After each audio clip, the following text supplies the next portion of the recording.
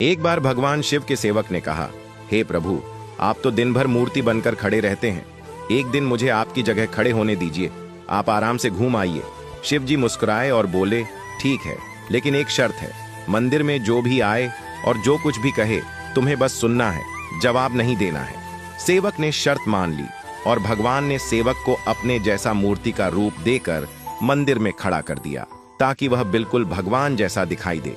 सुबह सबसे पहले एक व्यापारी आया। उसने भगवान के सामने माथा टेका और जैसे ही बाहर निकला, उसका बटुआ गिर गया। सेवक बहुत बेचैन हुआ। मन किया व्यापारी को आवाज देकर बटुआ लौटा दे, लेकिन भगवान की शर्त याद कर चुप रहा। कुछ देर बाद एक गरीब आदमी आया।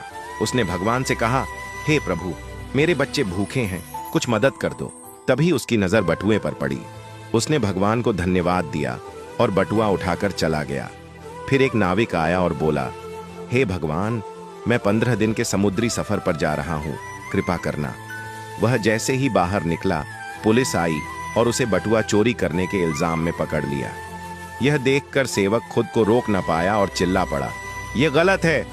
बटुआ तो उस गरीब ने उठाया था, इसे छोड़ो और उस गरीब को पकड़ो। रात को भगवान लौटे तो सेवक ने गर्व से पूरा किस्सा सुनाया, लेकिन भगवान गंभीर हो गए और बोले, तुमने मेरी योजना में दखल दे दिया। वह व्यापारी बेईमान था, उसका बटुआ गिरना उसके कर्मों का फल था। गरीब को बटुआ इसलिए मिला ताकि वह अपने बच्चों का पेट भर सके।